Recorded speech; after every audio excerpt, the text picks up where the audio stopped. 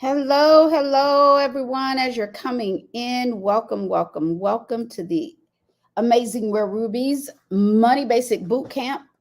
We have a couple of streams going here. So on Facebook, you should be seeing a feed off of StreamYard. And then I have some folks on StreamYard here. So I'm trying to make sure I give an opportunity to get individuals in. So I'm going to be checking a little bit back and forth right now as we start, just to make sure folks can get in here. I've had some people tell me that before they weren't able to. So I just want to make sure that I'm showing on Facebook Live. And of course, I'm showing on StreamYard. So again, welcome to the Amazing Rare Rubies Money Basic Boot Camp. And so with Amazing Rare Rubies, we are an organization that's designed to encourage women to become the woman God created them to be. We truly believe that when we were born, God gave us everything that we need to become this virtuous woman and be this woman he created us to be, right? But we live in a society that doesn't always help us cultivate those particular characteristics. So in that, we have found it's important that we have some type of platform, some type of organization that helps us cultivate the characteristics to becoming.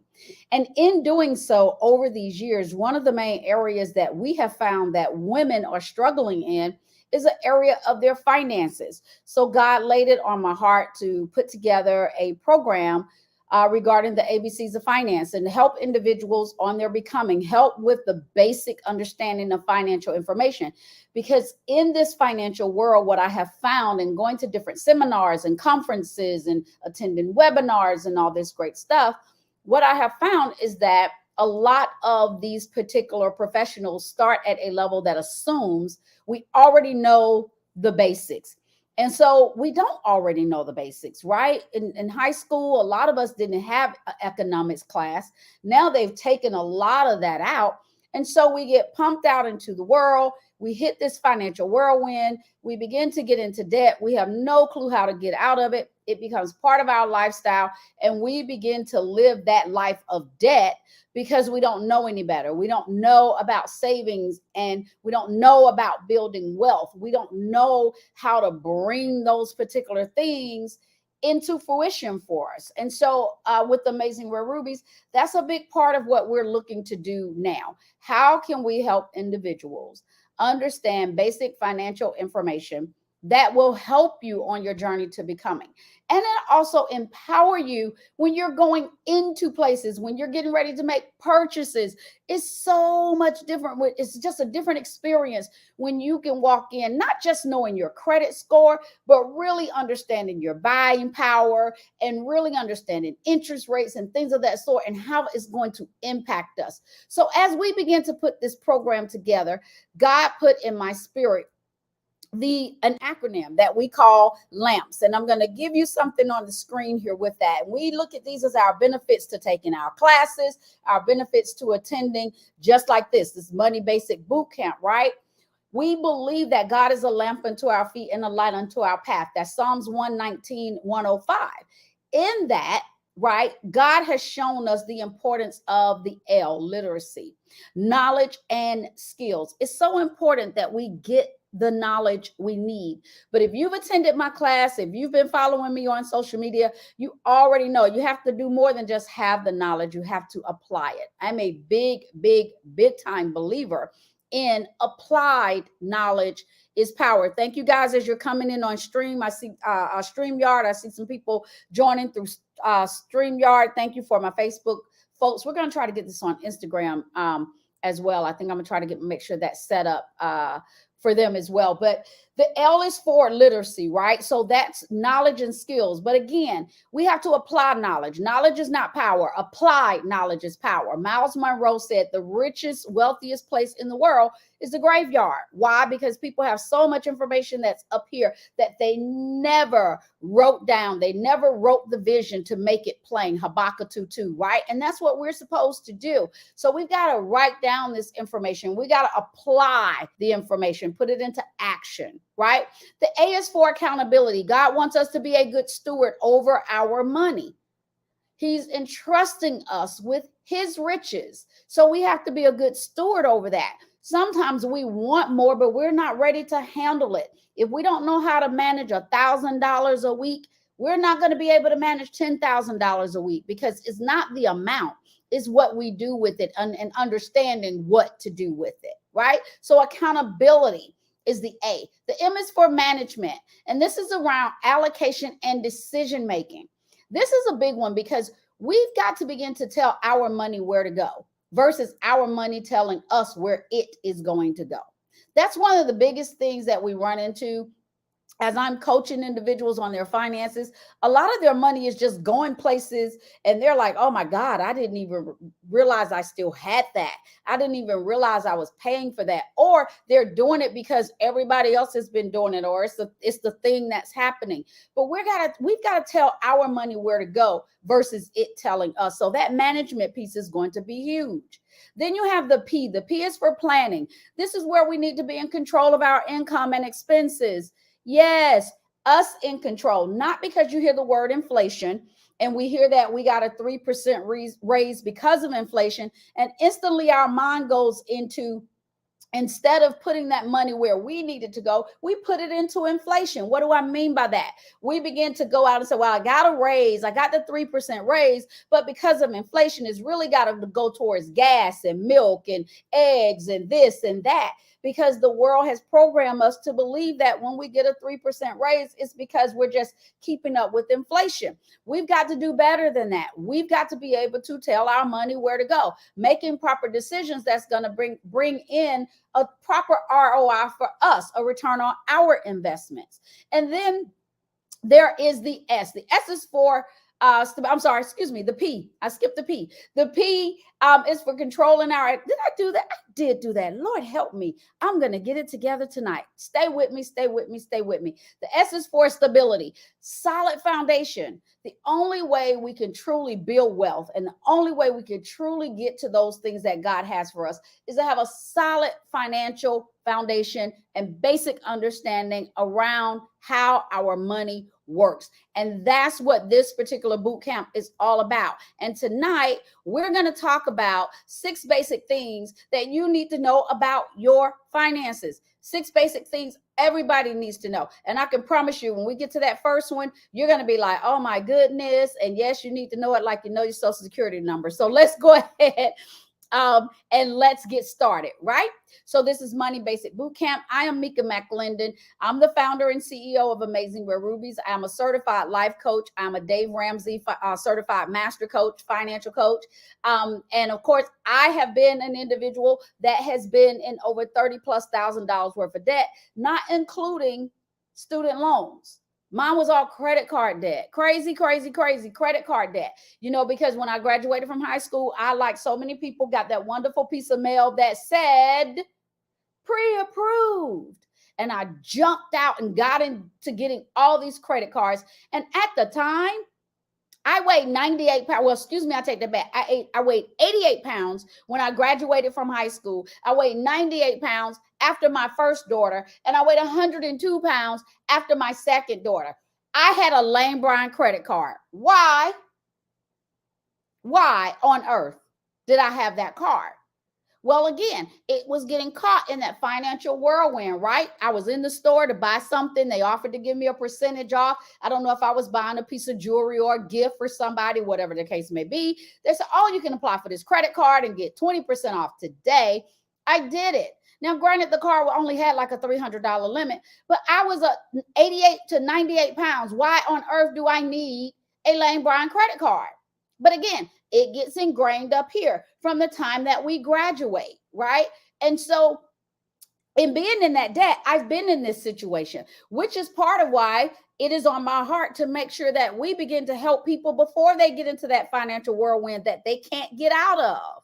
Okay, so check out some of these stats. And then we're going to get into those 6 things that we need to talk about. But I want to give you some additional information before we just jump into that, right? Because it's important to understand really where we truly are. And you get to ask yourself, am I fitting into this? And if I am, is it a good thing or a bad thing? So number one, the average American household debt is $155,000. It was 90,000, and I think and so it's been updated now. CNBC, this is as of January. So my $90,000 comment on my ABC's of Finance moment was wrong, outdated. It is now $155,000 that the average American household has in debt. In debt. And check this out, approximately 53% of Americans are financially illiterate and stressed. What does that mean? That means 53% of us are running around here with no clue about our finances. All we know is we're making money, spending money, and paying bills. That is not the place that God intended for us to be in. Land of milk and honey is not in a land of lack. It's not in a mindset of lack. So we've got to fix that and get ourselves out of that. 69% of Americans have less than $1,000 saved. Oh my God. Think about when things happen in life. $1,000 is like a drop in the bucket, especially right now after the pandemic. And yes, inflation has gone up. Inflation is part of that. I believe that inflation happens, yes, as of January 2022, it is at an all-time high. And now from the last 40 years ago, it's at the highest over the last 40 years. So yes, is that an impact? Absolutely. But again, we need to be in control of our money versus just because there's inflation, every dime I got extra has to go towards the inflation. No, but people don't have money saved. People can't afford to have an emergency, guys. That's not good. By the way, I'm going through personal summers, so, forgive me, but yes, I got a fan a little bit here. Okay. And then 70% of Americans are financially unstable. 70% of Americans are not stable in their finances. You have 80% of American workers that's living paycheck to paycheck. What does that tell us? We got a lot of work to do here. This is why it's so important that we invest in our financial literacy. And investment is not always money, guys. Investment can be your time, like right now. The fact that you are attending this Money Basic Bootcamp is huge because you're investing in enhancing your own financial literacy. And again, it's important to understand and know, are you part of some of these statistics that's listed before you? And if you are, that's not a good thing. We don't have to be in these categories. We have the power to change that. So again, we've gone through LAMPS. You know the benefits of this financial literacy information. It's important that you apply it to your lifestyle. So let's go ahead and get started. Here's the first one. One of the main things you need to know is your net worth. Bam, number one. Now, if I ask people, what's your social security number? We can rattle it off. If I ask you, what is your date of birth? We can rattle it off. But if I ask a person what their net worth is, surprisingly, most people do not know. They don't know if it's positive or if it's negative. And yes, your net worth can be negative. But here's the thing. What's even sadder is most of us don't even know how to calculate our net worth. This is some basic stuff we need to know. I need to know, am I in over my head? Am I not? I need to know, am I on track to my goals or where I want to be? And it's a simple formula. Check out the formula. It's right there. Your total assets minus your total liabilities equal your net worth. If you add up your total assets and you deduct your total liabilities, and I mean all of them. So many times we like to say, well, I'm going to pay that credit card off next week. It's only $200. It's still a liability right now. It is a debt. It is something that you owe. So basically, you're going to take the positives, your assets, your income, any streams of income you may have, any checks that you have coming in. These are assets, money coming in. If you have a house, if you have a car that is paid for, these are assets. And then you're going to deduct the liabilities. These are things that you owe. So if you have a car note, it's not an asset, it's a liability. The only way your car is an asset is that you own it right out. It is paid for. You do not owe anyone. Now with your house is going to go under both. Because let me give you an example. A house, number one, is considered an asset in America, right? But we normally owe on a house. Not many people own their house right out because it's one of the largest investments you'll ever make. So you're actually going to have your house in both sections. What that's going to look like is my house, as an example, is worth $300,000, right? I owe $200,000. So my asset total to equal my net worth there is $100,000. So you have what it's worth minus what you owe, and that whatever that number is going to be the worth of it, your net worth. Okay, so your house is going to go under both assets minus your total liabilities. Okay, and be truthful to yourself.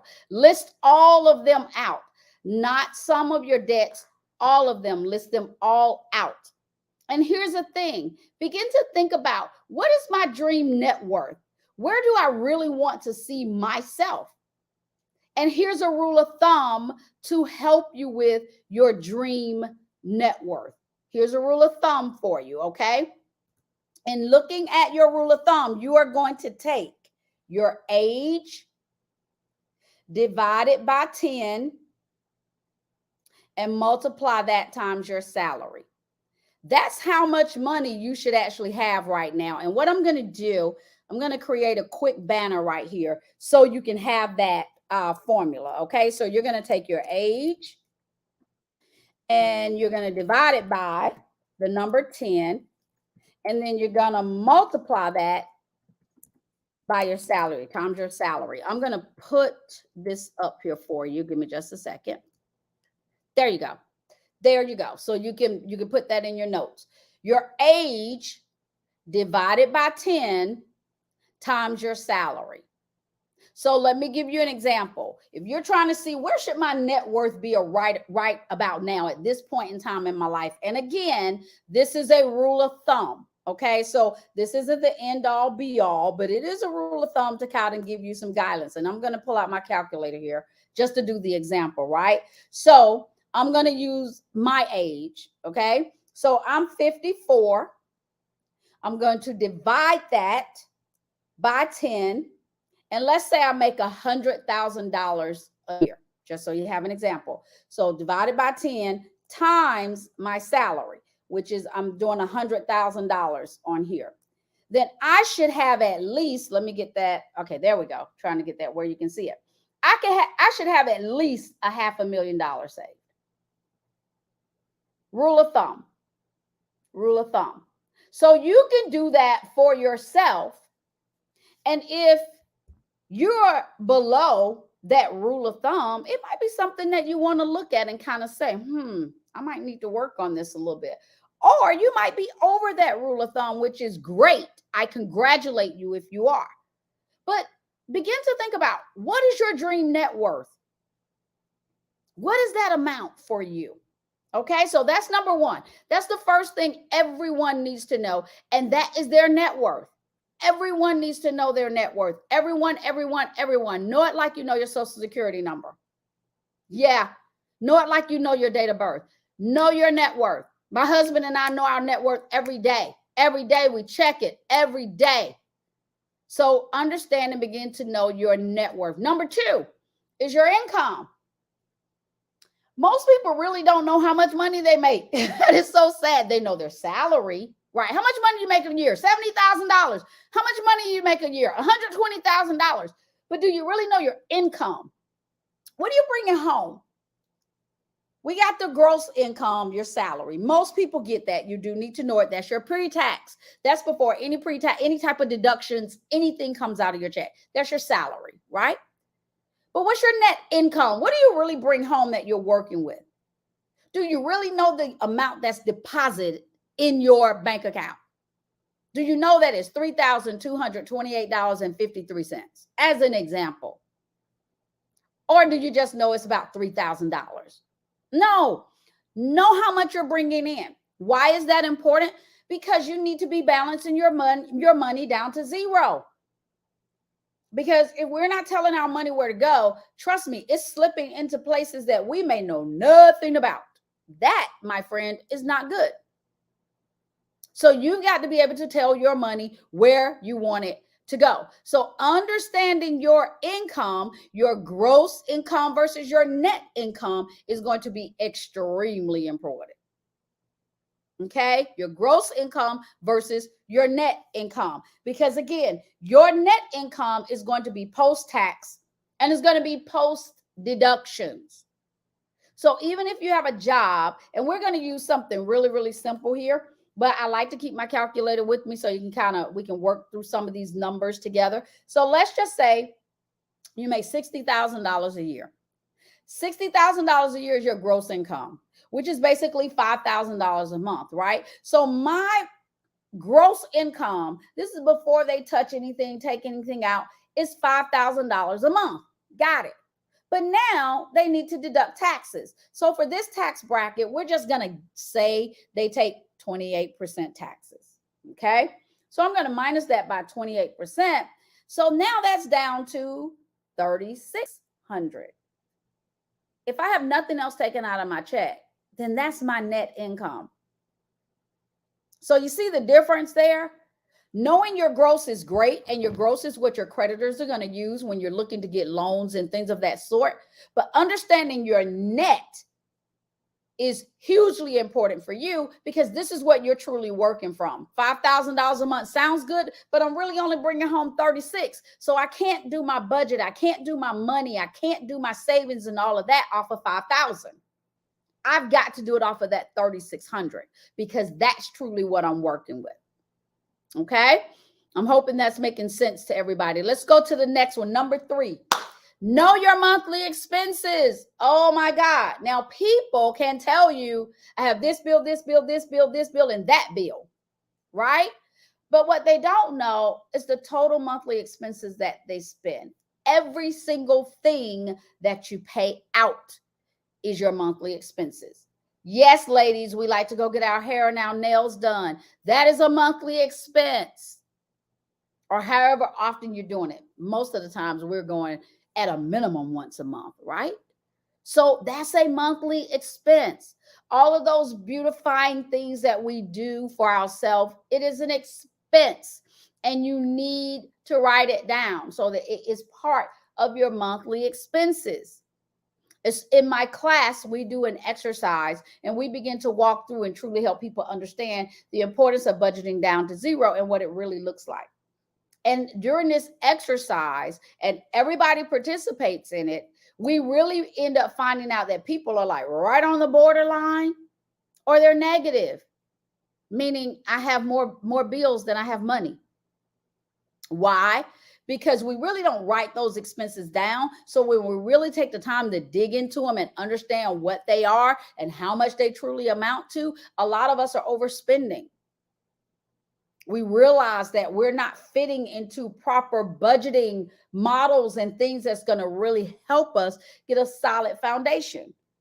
And we don't even realize how much we're spending in these areas, guys. We're just putting money out there. We go to the car dealership, and the first thing we say is, look, I guess I'm here to get a new car. I need you to make sure that this car note is not more than $400 a month, because I can pay $400 a month. Well, here's the thing. Yeah, you probably could pay $400 a month for a car, but are you at the same time also thinking about, I got to pay the car note, I need to put gas in it, I have maintenance, I have fees I need to pay because I'm going to have to pay taxes and fees and things to even get the car. I have an ongoing tag I need to pay. I need to have insurance on the car. It costs more than $400 to drive that car. Are we taking all of those different things and putting it into play? So a lot of times we end up buying a car and becoming car poor, or buying a house and becoming house poor, because we're only worried about the note. When that big thing happened with housing, and a lot of people lost their houses because people were putting them in things that they really could not afford. People were just worried about the note at that time, not thinking about, oh my God, I don't have a fixed rate, I have an adjustable rate, and not really even understanding the difference. And this big balloon payment came and people lost their homes. We've got to understand our monthly expenses. We've got to understand when we go out and buy things, what does that truly do to money going out of the home? What does that truly look like? My husband was just going to work last week, and he was traveling out of town, and he was going to drive there because we had to, it was in New Orleans, and they had the Jazz Fest, and I was going to meet him down there for some business stuff, and for company fun type things that we were doing. And he was on his way down there driving in his truck, and he had a flat an hour away from the house, praise God. So he was able to turn around and he was able to come back. Now we have 4 tires that we need to buy that we weren't planning to buy anytime soon. But we have to for his truck. And that truck it's been moved once because I drove it down to the mailbox. That was about it, and back.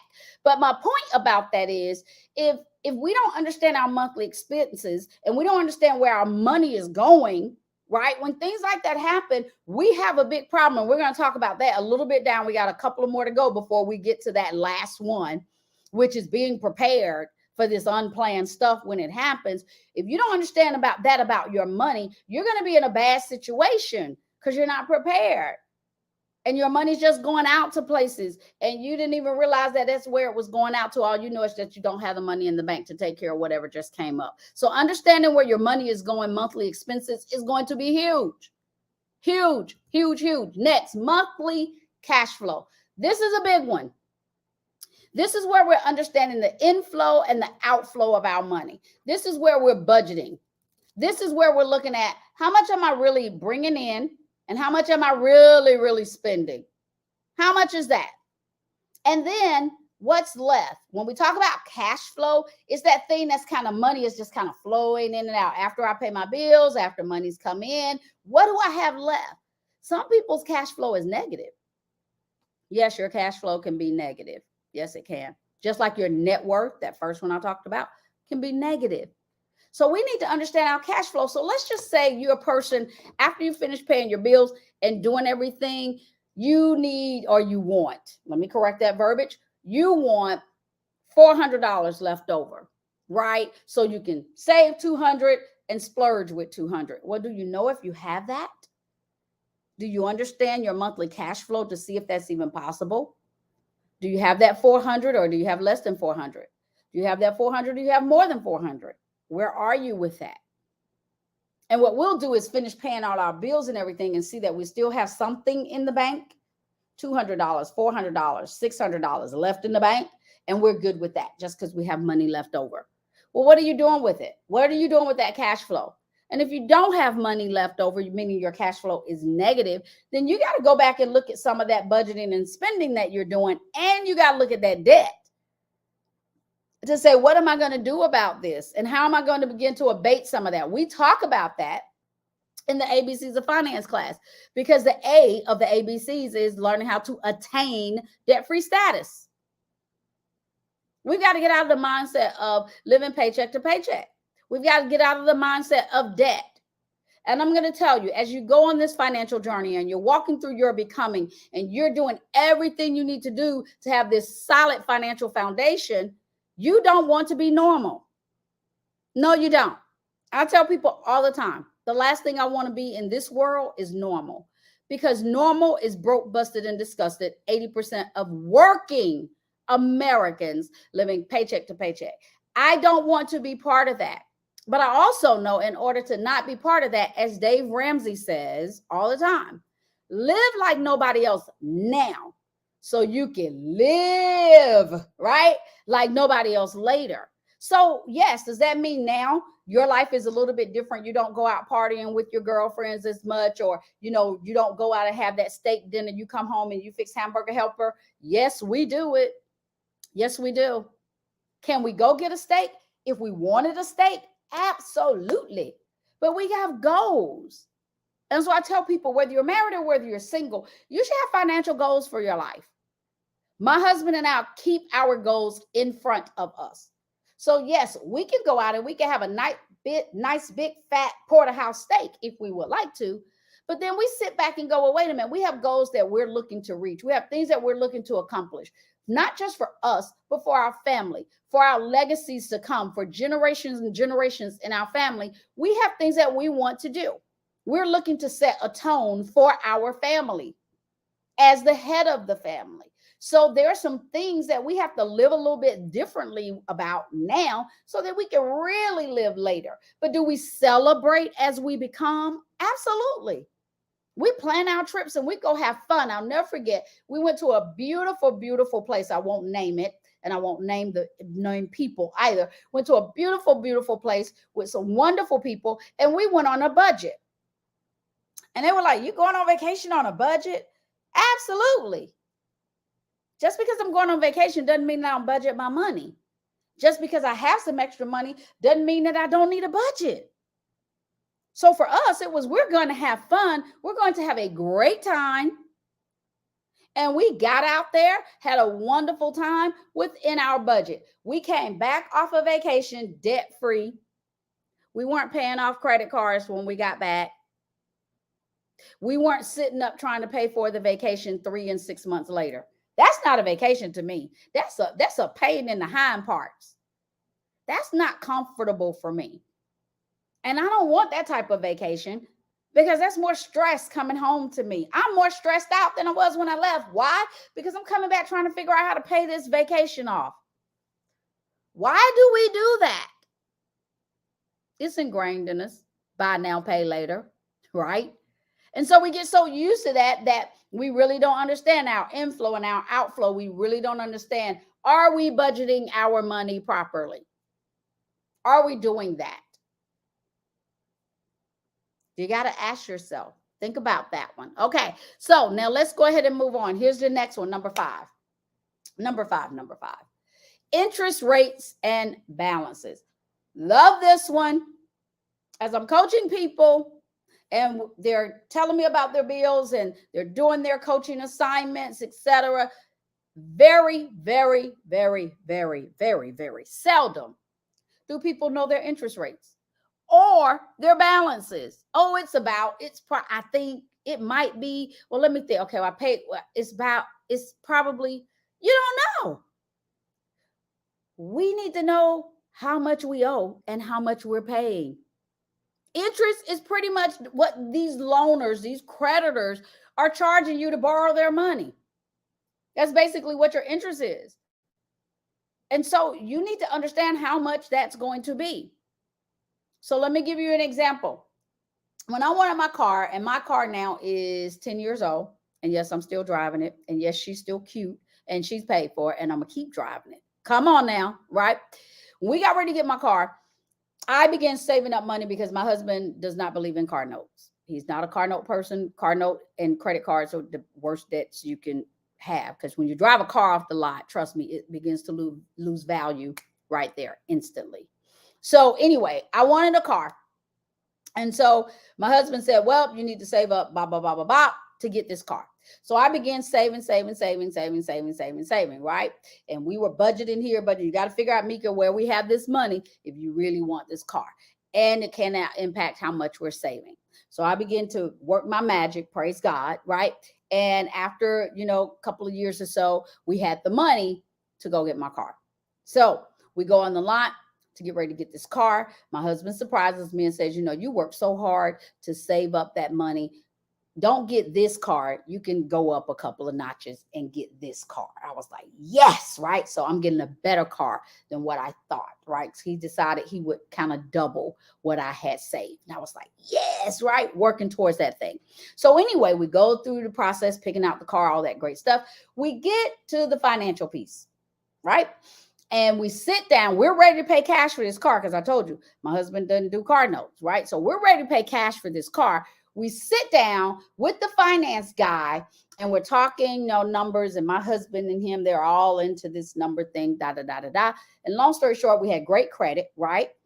And so we were able to get an interest rate of like 1.9 or something like that. I may be a little off on that, but it was 1 point something. I'm gonna say 1.9 because that's the highest you can go with a 1, right? So we're talking interest, and my husband begins to look at the interest, and the interest rate over financing this car, and they were looking at 6 years. we have never financed a car for 6 years. Y'all know they got like 7 years, 84 months and stuff now. That I can't process that. But anyway, and so he's like, well, you can really finance this car for 6 years, and your interest, because my husband said, how much interest are we talking about at that rate? The interest was $3,800 for 6 years. So instantly, my husband and I are calculating. Why are we calculating? Because here's the thing. The car itself was a $70,000 car at that time. Okay. And we had been working our butt off saving money for this car. $70,000 car. And my husband said, well, wait a minute. If the interest on this car over 6 years is $3,800. So I want you to get that. Let me get to do the math for you on this piece. And I'm going to tell you exactly what we did. I told you I love to get my calculator out. So $3,800 divided by 6 years. So basically $633 a month. A year, excuse me. $633 a year is what we would be paying in interest on this. So we had a choice. We could either write them out that check for the car and be done with it, right? Or get a car note. Well, we decided to get a car note for the first time. Why? Because we were able to take some of the money that we were going to pay cash for, put it down on the car, got a reasonable car note. We invested the rest of the money. And what the money we invested made more than the $3,800 interest. Did y'all catch that? So instead of giving them all our money, even though we had cash, we were able to put that money over here and make more money off of it. And it covered the interest. Plus, we still had some money above what we invested. This is why it's important to understand your interest rates, people. This is why it's so important. Calculate that interest. Ask them, have you ever really thought about doing that at a car dealership or making a big purchase? So what's the interest going to be over this time period? Understand what that is. Don't just sign your life away, giving away money that you may not have to. We sat there and asked all those questions. And once we got everything we needed to make an intelligent, informed decision, then we decided what we were going to do on the car. And once we invested that money and made the interest, and we made the interest long before 6 years, we paid the car off in like a year and a half or so. We made our money off of that, paid the car off, and kept that money invested. So these things are possible and they're doable if we know exactly what to do and how to do it. This is some stuff that we teach in the ABCs of Finance class. We help people understand how to go in and be empowered when you're purchasing. And no, I won't be able to tell you everything because I don't know everything. I'm still walking my own financial journey to becoming. But I can tell you, the more you empower yourself and just learn some of the basics, just basic questions to ask, it will help you on this journey. So you're not just giving your money away. You're not just throwing your money away. You know where your money is going. So understanding your interest rates is going to be huge.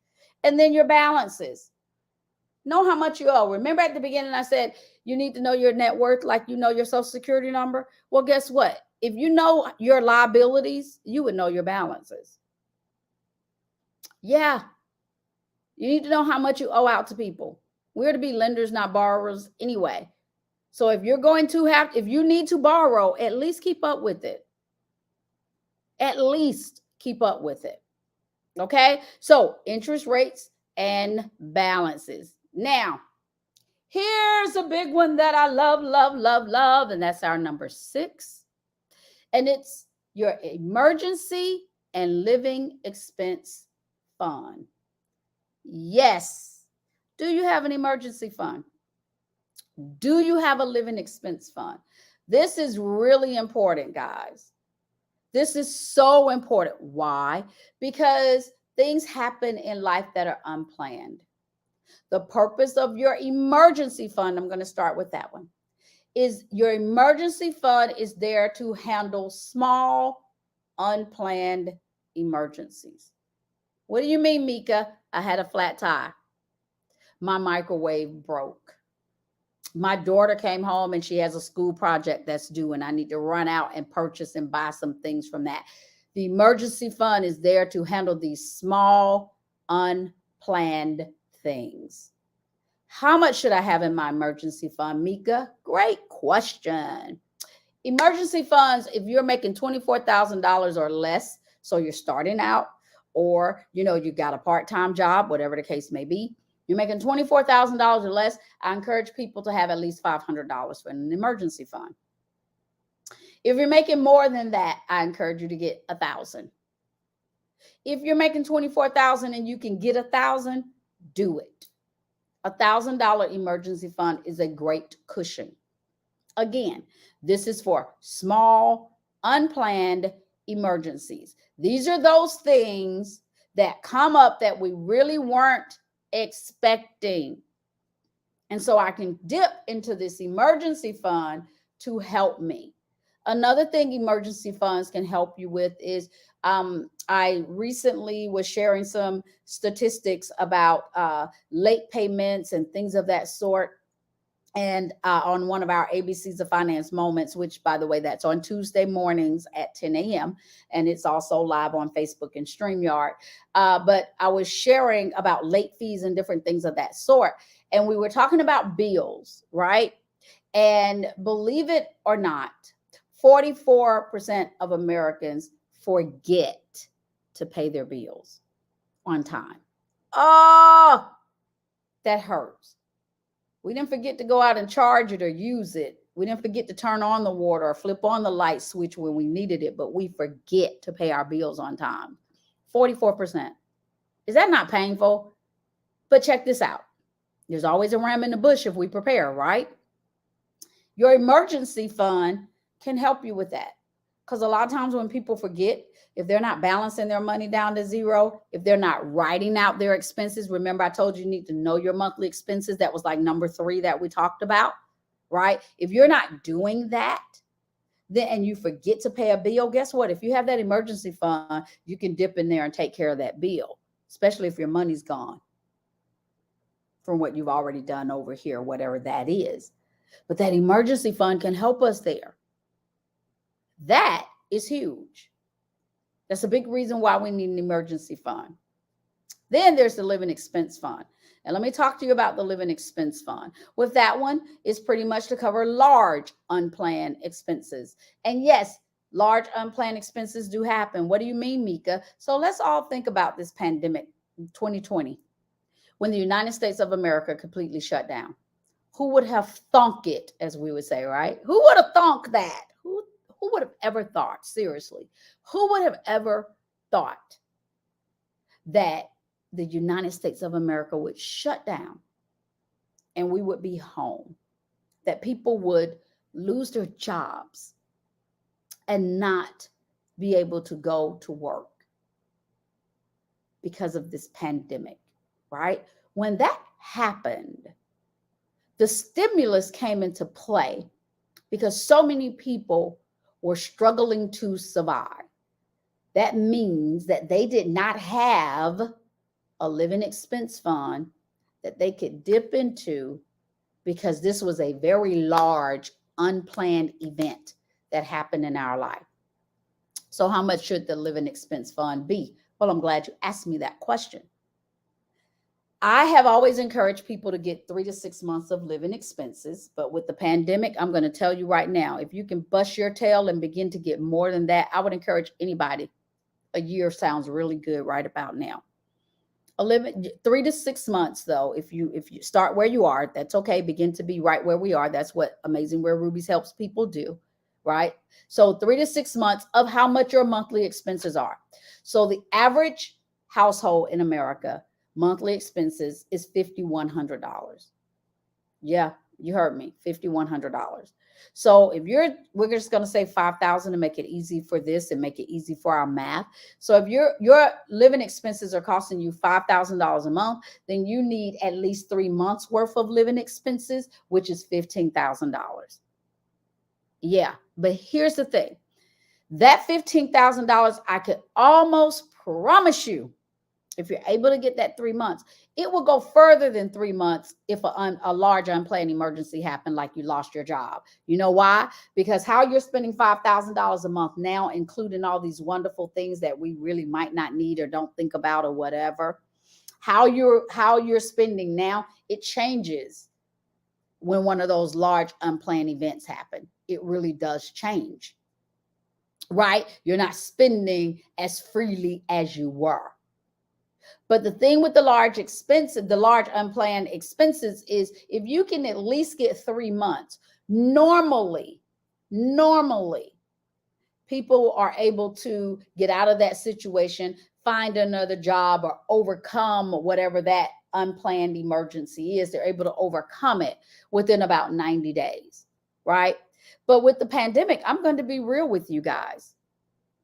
At this point, I tell people begin to be where you are, 3 to 6 months. I would love it if all of us could get there, but I want to be higher than that. I need like 12 months. With what we just experienced, it's like, can I get like 12 for real? So my husband and I, it's planning time of how we can make that happen. What is that going to look like, feel like for us? And so that means we have to tighten our belt a little bit. That means, again, cut back on some of these steaks, cut back on going out as much, because we need to have these expense funds. It's going to help us when the small unplanned emergencies happen or the large unplanned emergencies happen. It will help us get past and over that hurdle, get past that hump. And that piece becomes important. So again, let me just kind of recap tonight. I'm going to take the slide down here, but I am going to give you these 6 again at the bottom of the screen. Okay. So we've talked about the 6 things you need to know. The first one is your net worth. Know it like you know your social security number. Is it positive or is it negative? You need to know what that is. Secondly, know your gross income versus your net income. Your gross income, your creditors are going to use that, right? That's how they approve you for loans and different things of that sort. They're going to look at your gross, among other things. And we break down those other things in our ABCs of Finance class to help you truly understand what they're looking at when you're out there purchasing a car, a home, or financing something, or getting a personal loan, whatever the case may be, right? But your net income is what you really want to operate off of, because this is how much you're bringing home. This is what you're going to need to look at when you look at your budgeting, when you begin to understand, am I really living within my means or above my means? You need to look at your net income, because that's what you're going to have to calculate and work with when it comes down to your bills. The third thing we talked about is understanding your total monthly expenses. And yes, total monthly expenses. Remember I said, if you have a credit card or something, it's like $200, $300, and you're like, oh, I'm going to pay it when I get paid next week. If you haven't paid it, meaning the balance is still there, you owe the people, include it. Write the vision, make it plain, make it clear. Update the vision as you go. As you walk out your journey, update it. But if it's there, write it down. Don't sit up there and I'll get it. I was going to pay for it, and then this happened, and it's still an expense for you the upcoming month. Okay. Then we talked about number 4, your monthly cash flow. This is a big one. You need to understand basically, and I'm not looking at monthly cash flow from a business corporation standpoint. Okay. I'm looking at monthly cash flow from your personal standpoint. How much money's coming in? How much money's going out? And do I have money left over? And if I do, is that positive or negative? What's that cash flow every month? Right? Is it the same? Is it up and down? Is it just down? Understand where your money is, right? So if you get the total monthly expenses, you understand your total income, right? You get your total monthly expenses, you can begin to calculate that cash flow. Okay. And then next is your interest rates and balances. We talked about this one, right? The importance of your interest rates. Don't be afraid when you're going to get financed for something and they tell you, your interest rate is going to be X. Don't be afraid to say, okay, so what does that really mean to me? So we're financing this for 5 years, right? Okay, so how much interest would I really be paying on this? I wouldn't be afraid to ask. We asked questions like that. No, I need you to break that down for me because it's important to understand.